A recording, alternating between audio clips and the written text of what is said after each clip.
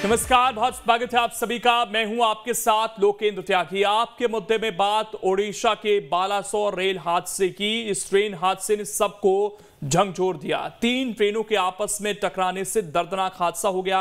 अचानक दौड़ती ट्रेन के बीच पटरी पर मौत दौड़ गई और सैकड़ों जानें चली गईं। कई परिवारों ने अपनों को खो दिया। हजारों सपने पल भर में पटरी पर ही बिखर गए। इस हादसे के बाद देश सदमे में है तो हादसे पर सवाल भी उठ रहे हैं और सबसे बड़ा सवाल तो यही है कि दर्दनाक मौतों का कौन है जिम्मेदार। ये मानवीय चूक है या लापरवाही? इन्हीं तमाम सवालों पर आज करेंगे चर्चा। कुछ खास मेहमान भी जुड़ेंगे, लेकिन उससे पहले आज की रिपोर्ट आप देखिए।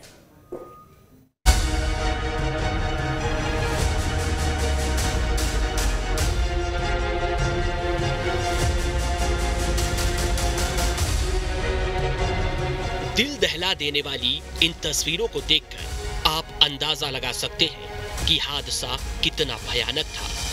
लोहे के भारी भरकम ट्रेन के डिब्बे माचिस की डिब्बी की तरह बिखरे पड़े हैं। 3 ट्रेनों की इस टक्कर का भयानक मंजर दर्दनाक हादसे की गवाही दे रहा है। ओडिशा के बालासोर में हुए इस हादसे में सैकड़ों लोग काल के काल में समा गए हैं। वहीं हजारों लोग घायल बताए जा रहे हैं। इस हादसे के बाद चारों ओर चीख पुकार मच गई है। जब हादसा हुआ तो कई लोग ऐसे थे जिनकी सांसें चल रही थी, लेकिन उनको बचाने की जद्दोजहद करनी पड़ी। कोच के अंदर की तस्वीरों को देखकर हर कोई सन्न रह गया। ओडिशा में बालासोर के पास जिस तरह से 3 ट्रेनों के बीच टक्कर हुई, एक तरफ कोरोमंडल एक्सप्रेस तो बीच में थी एक मालगाड़ी, तो दूसरी ओर थी डाउन यशवंतपुरा। कि आप देख सकते हैं कि किस तरह से सामान बिखरे पड़े हैं। और ये जो कोच का बाहरी हिस्सा है जो लोहे का माना जाता है, ये बाहरी हिस्सा पूरी तरह से कट चुका है और अंदर से साजो सामान बाहर आ चुका था। यानी आप समझ सकते हैं कि कितने जोरों का एक इम्पैक्ट रहा है। और इस इम्पैक्ट जोन पर हम इस समय मौजूद हैं और चारों ओर अलग अलग समय पे हमारे सामने कई शवों को बाहर निकाला गया है। हादसे के बाद रेल मंत्री और देश के प्रधानमंत्री नरेंद्र मोदी ने भी घटनास्थल का दौरा किया है और पीड़ित परिवारों से मुलाकात कर संवेदना व्यक्त की है। सरकार के लिए ये घटना अत्यंत गंभीर है। हर प्रकार की जांच के निर्देश दिए गए हैं और जो भी दोषी पाया जाएगा उसको सख्त से सख्त सजा हो, उसे बख्शा नहीं जाएगा। इस हादसे को 28 सालों में सबसे बड़ा रेल हादसा बताया जा रहा है। शुरुआती जांच में सामने आया है कि हादसा सिग्नल की गलती की वजह से हुआ है। बताया जा रहा है कोरोमंडल एक्सप्रेस को स्टेशन से पासिंग का सिग्नल मिला था। कोरोमंडल एक्सप्रेस को मेन लाइन पर जाने का सिग्नल था। कोरोमंडल एक्सप्रेस ट्रेन को लूप लाइन की तरफ मोड़ा गया। ग्रीन सिग्नल देने के बाद सिग्नल बदला गया। लूप लाइन पर पहले से मालगाड़ी खड़ी थी। कोरोमंडल एक्सप्रेस लूप लाइन में खड़ी मालगाड़ी से टकराई। कोरोमंडल एक्सप्रेस का इंजन मालगाड़ी पर चढ़ गया और बोगियां तीसरे ट्रैक पर जा गिरी। कुछ देर बाद तीसरे ट्रैक पर आ रही हावड़ा बेंगलुरु दुरंतो ने कोरोमंडल एक्सप्रेस की बोगियों को टक्कर मार दी। इस दर्दनाक हादसे की तस्वीरों को देखकर पूरे देश को सदमा लग गया है। सवाल उठ रहे हैं कि आखिर कैसे पटरियों पर दौड़ती ट्रेन के बीच पटरियों पर मौत दौड़ पड़ी और सैकड़ों परिवार एक झटके में बिखर गए। सवाल है, क्या पटरियों की रूटीन जांच में लापरवाही हुई? स्टेशन पास था तो ट्रेनों की रफ्तार इतनी तेज क्यों थी? जीपीएस मॉनिटरिंग में ट्रेन हादसे का पता क्यों नहीं चला? क्या दुरंतो एक्सप्रेस का ऑटोमेटिक ब्रेकिंग सिस्टम फेल हुआ था? सिग्नल की गलती की वजह से बड़ा हादसा हुआ? क्या ट्रेन हादसे के पीछे कोई बड़ी साजिश है?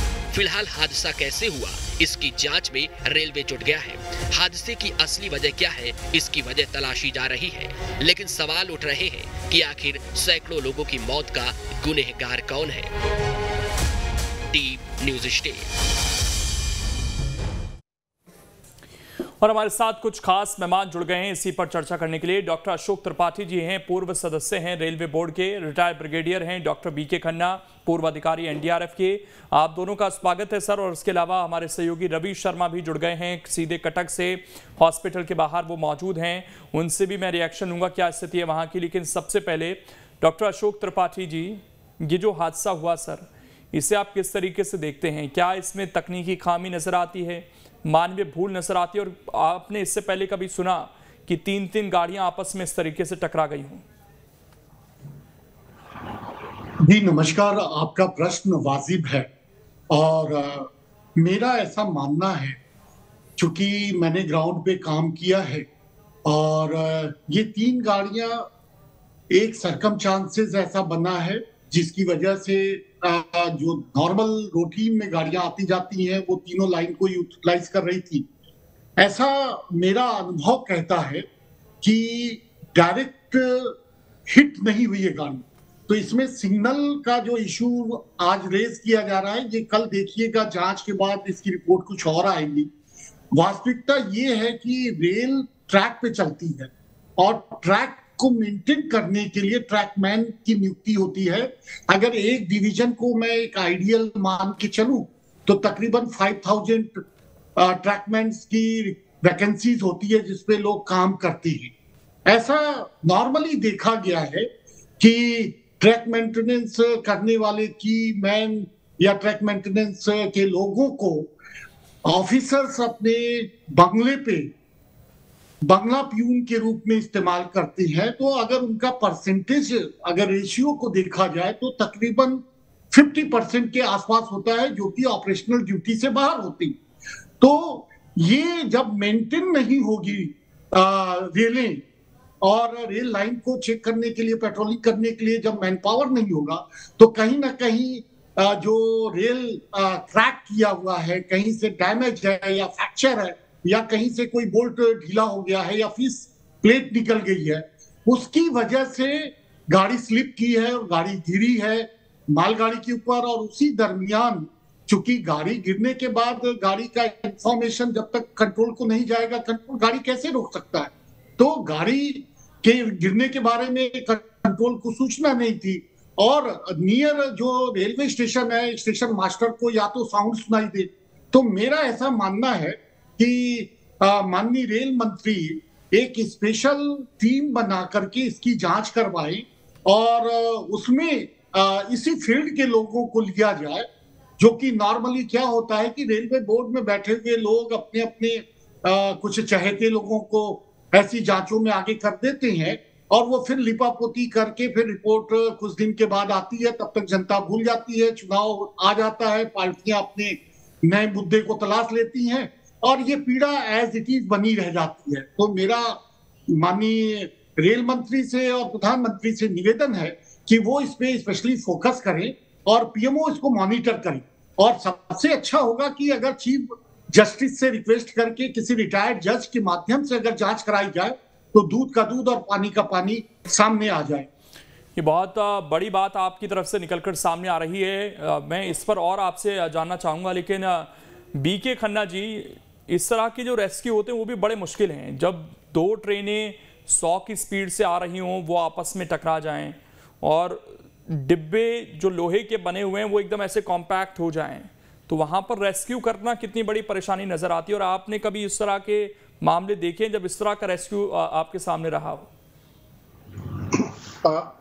सबसे पहले तो मैं जितने भी जिनको अभी लोग इस हादसे के अंदर मृत्यु हुई है उनके परिवारों के लिए संवेदना चाहूँगा और जितने लोग घायल हुए हैं उनके लिए ये कहूँगा परमात्मा से कि वो जल्दी से जल्दी ठीक होकर अपने अपने घर के अंदर जाएं। ये जो है रेस्क्यू करना इस ऐसी वाली घटना के अंदर जो रेल एक्सीडेंट के अंदर आमतौर पर हो जाता है, तो ये है, अगर आमतौर पर देखा गया है एनडीआरएफ के अंदर, जो हमारे, मैं जब एनडीए में था तो एनडीआरएफ वाले हमारे ज़्यादातर लोग उसमें से जाते थे, अभी भी गए, इसमें भी गए हैं।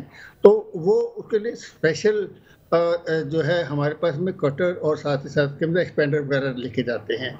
और वो ये है कि आमतौर पर इसके अंदर आप देखें काफ़ी लोहा होता है और लोहा जब आपस में भिड़ते हैं तो एक जो है जो आदमी फंस जाता है बीच के अंदर है और उसको निकालने के लिए बहुत करते हैं, या तो उसको एक्सपेंड करना पड़ता है उनके लिए, या तो उसको कट करना पड़ता है, या उसको लिए कई दूसरे तरीके से निकालना पड़ता है। वो काफ़ी डिफिकल्ट है इसके अंदर निकालने के लिए। तो इसीलिए एनडीआरएफ के अंदर हमारे पास जो हैं वो ट्रेंड हैं अभी, और साथ ही साथ के अंदर अपने एसडीआरएफ के अंदर, खासतौर पर उड़ीसा के अंदर जो एसडीआरएफ है वो बहुत अच्छी है। कटक के अंदर उनके मतलब जो हेडक्वार्टर भी है। तो वो कहने का मतलब ये दोनों के दोनों जब गए हैं तो उन्होंने अच्छा काम किया है।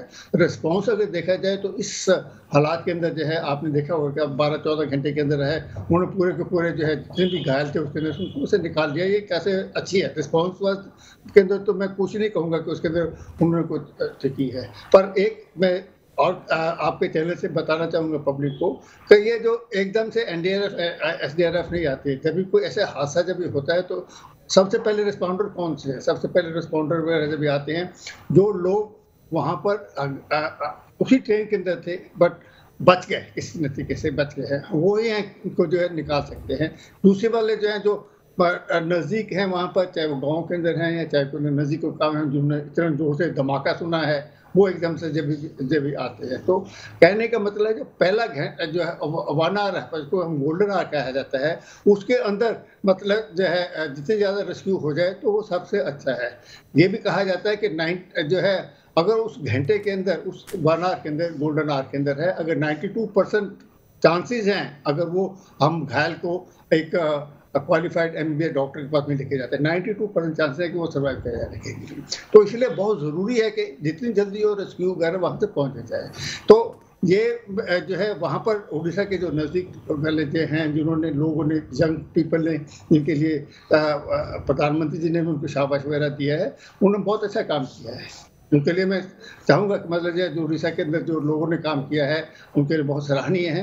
और एसडीआरएफ है, एनडीआरएफ है, आए होंगे 2 घंटे 3 घंटे के बाद में, डिपेंडिंग ऑन कहाँ पर वो लोकेशन है, वहाँ पर पहुँचने के बाद में उन्होंने उसके बाद लेकिन उम्मीदें कम बच जाती है, ऐसा आप बता रहे हैं कि लोगों को बचाया जा सके वहाँ पर, और यही हुआ भी। रात के बाद जितने लोग निकाले गए ज़्यादातर मृत अवस्था में ही वहाँ से निकले।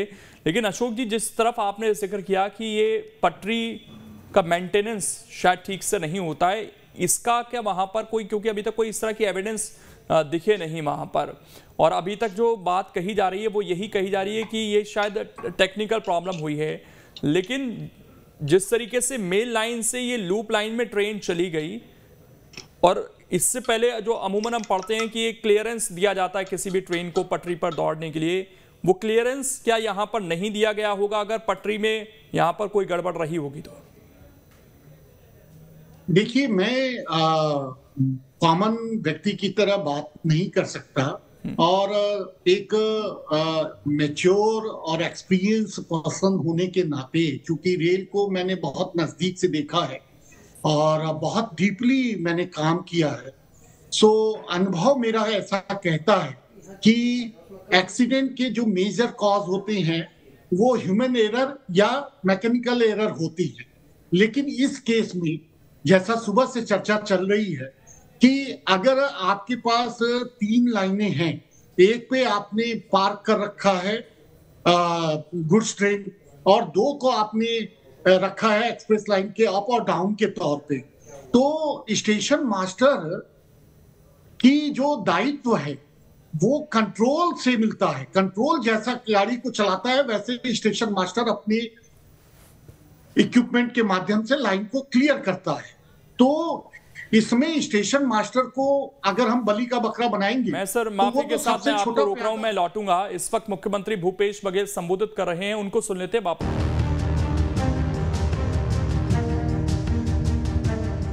ओडिशा के बालासोर में दर्दनाक ट्रेन हादसा हुआ है। 3 ट्रेनों की टक्कर से सैकड़ों लोगों की मौत हो गई है तो हजारों लोग अस्पताल में भर्ती हैं। इस हादसे को लेकर जहां राजनीतिक पार्टियां एकजुट नजर आ रही हैं, तो वहीं हादसे को लेकर सवाल भी खड़े किए जा रहे हैं। छत्तीसगढ़ के सीएम भूपेश बघेल ने हादसे के बाद रेल मंत्री के इस्तीफे की मांग की है। अब उनकी नैतिकता है नहीं है, ये तो भारतीय जनता पार्टी जो नैतिकता की बात करती है, शुचिता की बात करती है, तो उसे तत्काल इस्तीफा देना चाहिए। जो रेल मंत्री ये कहे कि हमारे अब ऐसे हमने आधुनिक तकनीकी अपनाई है जिससे 400 मीटर दूर यदि उसी पटरी में ट्रेन आए तो अपने आप रुक जाती है। और यहाँ से 3 ट्रेन टकरा गए उसी के प्रदेश में। उड़ीसा से आते हैं हमारे रेल मंत्री जी और उसी प्रदेश में घटना घटी है। तो ये तो निश्चित रूप से उसकी जिम्मेदारी बनती है और अपनी जिम्मेदारी का निर्वहन करते हैं नहीं करते हैं, ये देखने वाली बात है। विपक्ष ने रेलवे की तकनीक से लेकर यात्रियों की सुरक्षा तक को लेकर सवाल खड़े कर दिए हैं।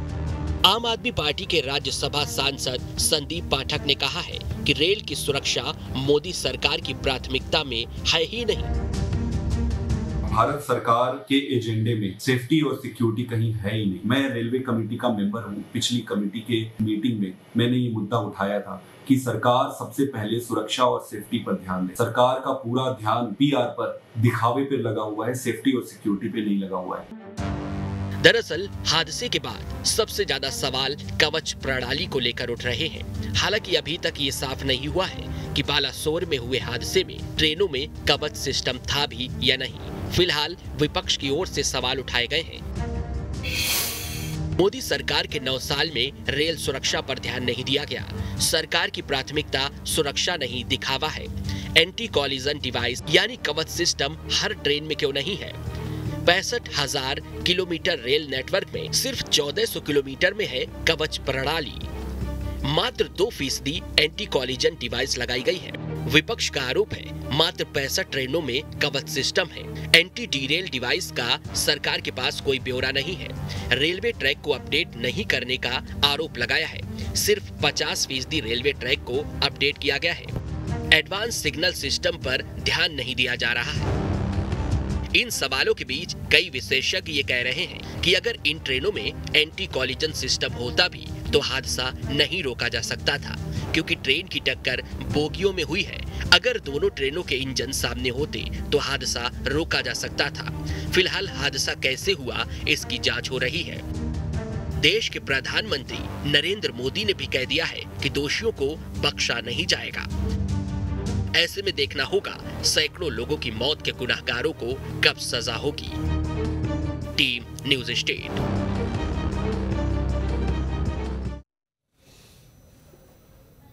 और चर्चा करने के लिए खास मेहमान हमारे साथ जुड़े हुए हैं। बीके अग्निहोत्री जी हैं, रेलवे एक्सपर्ट हैं। डॉक्टर अशोक त्रिपाठी जी हैं, पूर्व सदस्य हैं रेलवे बोर्ड के। Retired brigadier doctor B K Khanna ji हैं, पूर्व अधिकारी हैं एनडीआरएफ के। और रवि शर्मा हमारे सहयोगी कटक से जुड़ गए हैं। रवि, सबसे पहले आपके पास ही मैं आ रहा हूं। फिलहाल क्या स्थिति है कटक से, क्या जानकारी दी जा रही है? कितने लोग भर्ती हैं और उसमें से गंभीर हालत में कितने लोग हैं?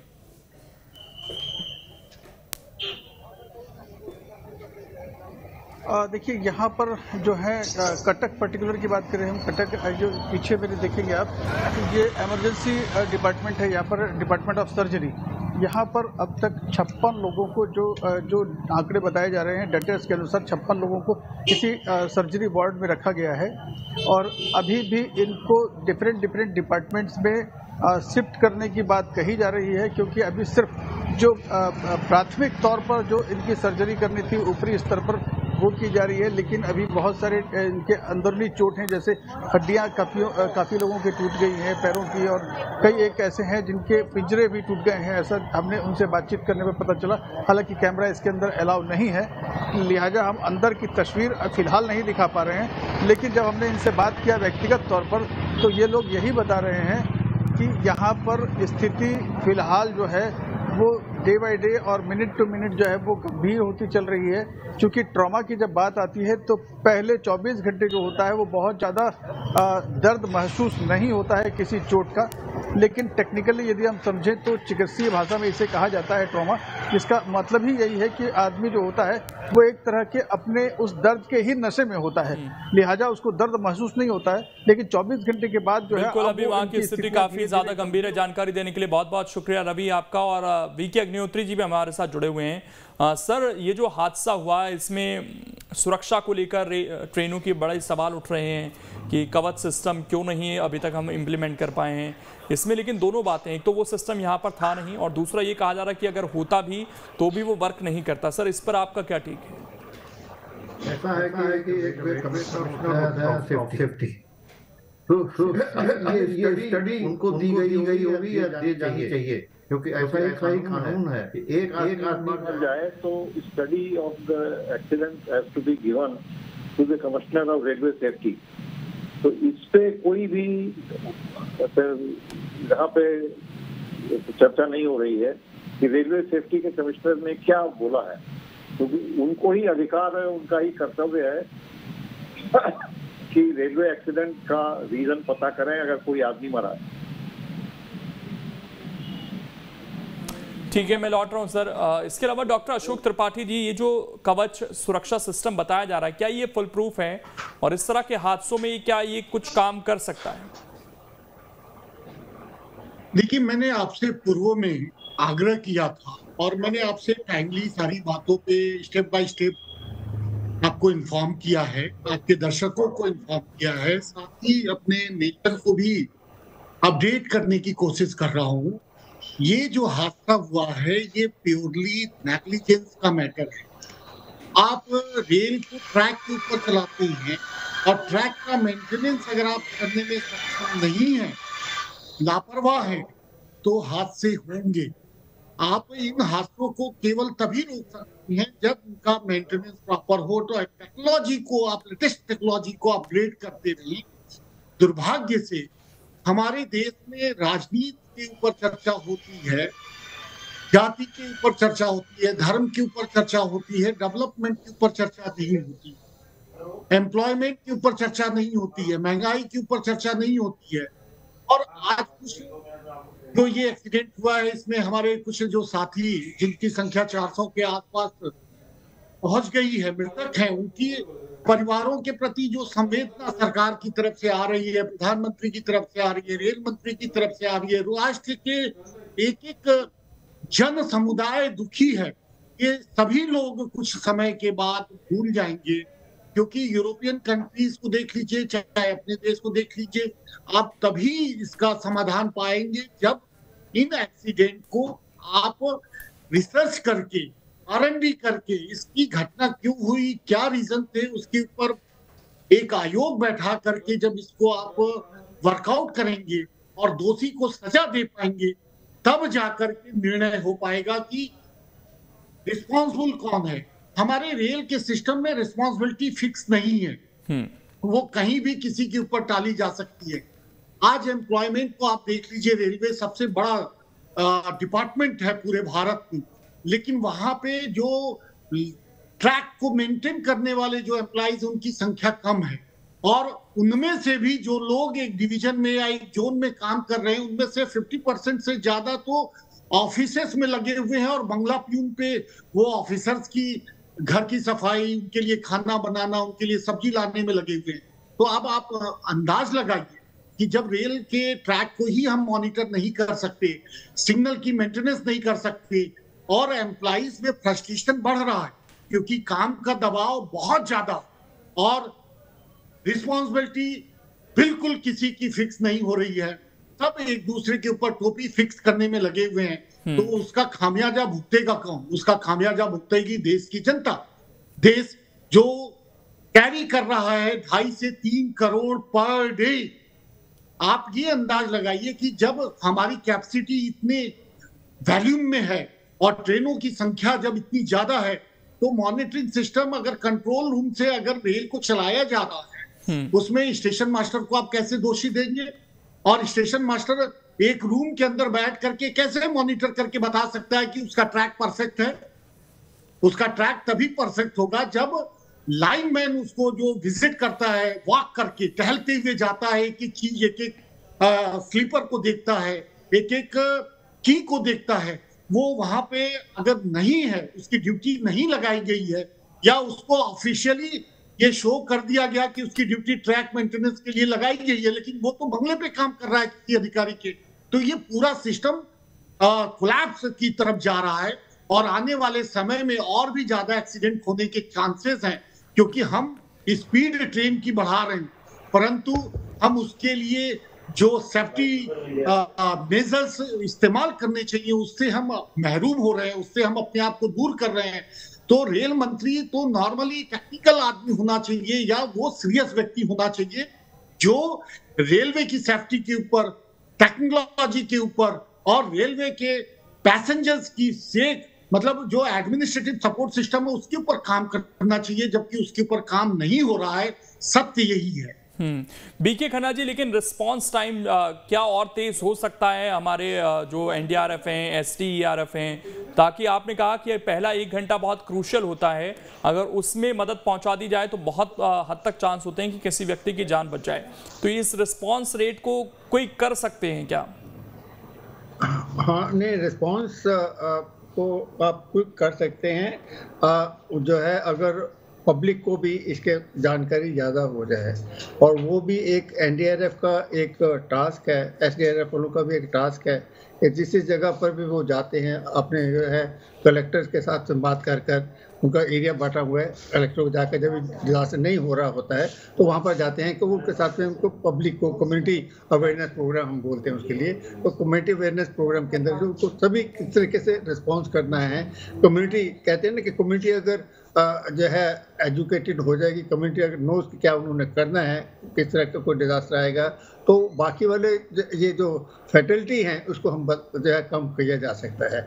और ये जो है सेंडाई फ्रेमवर्क जो यूएन का है उसके अंदर भी ये है कि भाई 2030 तक जो है हमें जो फैटलिटीज हर एक डिजास्टर के अंदर जो है कम से कम जो 2015 के अंदर था वहाँ से लेकर जो 50% कम लेके आने चाहिए। तो कहने का मतलब है कम्युनिटी को अवेयरनेस अगर ज़्यादा किया जाएगा उनके, इसी तरीके से जो है रेलवे के अंदर एक और भी मैंने देखा, जैसे कि बताया गया कि रेलवे के अंदर जो है शॉर्टेज बहुत ज़्यादा है, रेलवे के अंदर बहुत भी ज़रूरी है कि उनको डिजास्टर मैनेजमेंट के अंदर जो है थोड़ा सा ज़्यादा तवज्जो दे, उसके अंदर कुछ करते हैं काम, उनके बाद में जो है रिकवरी रेल्स वगैरह भी जाने के लिए, पर वो जो है उनके अंदर मैं गया था डिजास्टर मैनेजमेंट के अंदर, जब देखा कि मौका एक्सरसाइज करने के लिए तो वो ज़्यादातर उनके पास जो है बहुत कम लोग वगैरह जब आते थे। तो कहने का मतलब है रेलवे के खुद अपने जो रिस्पॉन्स सिस्टम है उसको भी और फास्ट करना होगा। बीके अग्निहोत्री जी, एक सवाल आम लोगों के मन में जो आता है वो लोको पायलट को लेकर आता है जो ट्रेन का संचालन कर रहा होता है, और वो ये जानना चाहते हैं कि एक तो वो पूरा ऑटोमेटिक तरीके से ट्रेन को संचालित कर रहा है, उसको सिग्नल्स आ रहे हैं, वो चला रहा है, लेकिन क्या वो अपने विजन से अगर सामने कोई चीज दिख रही है तो ट्रेन का ब्रेकिंग सिस्टम किस तरीके से काम करता है, क्या वो अपनी मर्जी से परिस्थितियों को भांपते हुए अगर ब्रेक लगाना चाहे तो इसको लेकर क्या नियम कायदे हैं सर? ब्रेकिंग सिस्टम ड्राइवर के पास होता है। मेरे से आप ये प्रश्न करें, मैं आ रहा हूं सर, उस पर आपका भी रिएक्शन लूंगा।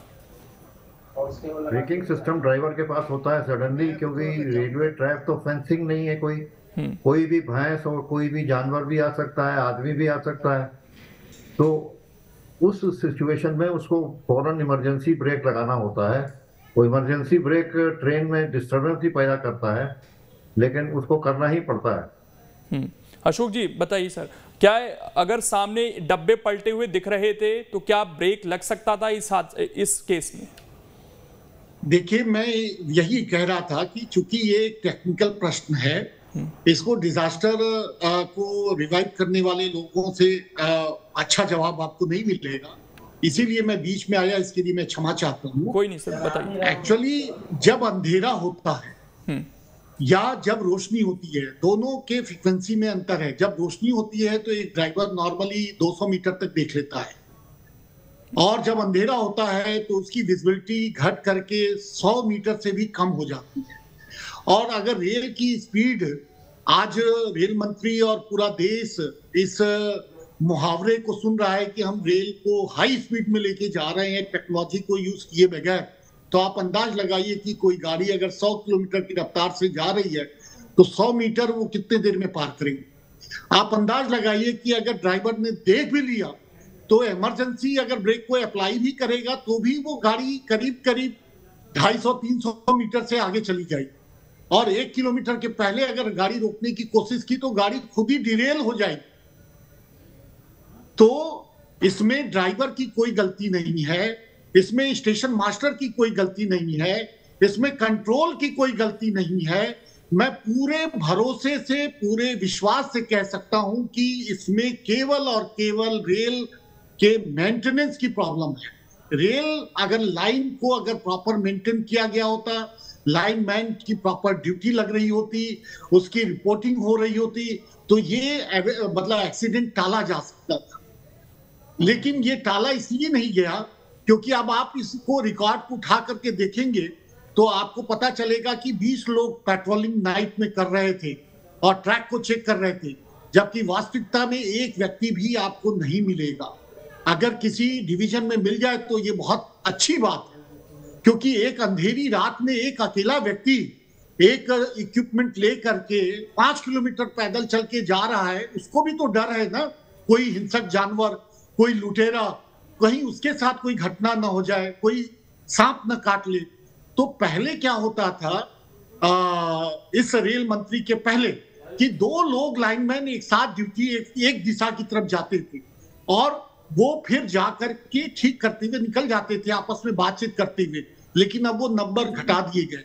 क्यों घटा दिए गए? क्योंकि मैन पावर की शॉर्टेज हो गई। एक तरफ देश बेरोजगारी से जूझ रहा है, लोगों को रोजगार नहीं मिल रहा है, और दूसरी तरफ काम करने वाले लोग नहीं है। तो इस तरह की घटनाएं होंगी और इस तरह की राजनीति होगी। इससे हमें उठ करके बाहर देखना होगा, हमें अपने राष्ट्र की तरफ सोचना होगा, हमें अपनी जनता की तरफ सोचना होगा, उन पैसेंजर्स की तरफ सोचना होगा जिनके लोग अपने परिवारजनों का इंतजार अपने घर कर रहे हैं। उनके साथ जो घटना घटी है उनकी पीड़ा का कोई मूल्य नहीं हो सकता। ये बहुत ही दुख और बहुत ही शर्म की बात है। बिल्कुल, ये बेहद दुखद मामला है। और जो मैन पावर की बात आ रही है, काम करने के तरीकों की बात आ रही है, वो भी सवाल खड़े कर रहे हैं। फिलहाल बहुत बहुत शुक्रिया आप सभी का जुड़ने के लिए और इस चर्चा का हिस्सा बनने के लिए। तो कई सवाल हैं, अब देखना यही है कि आने वाले समय में इनके जवाब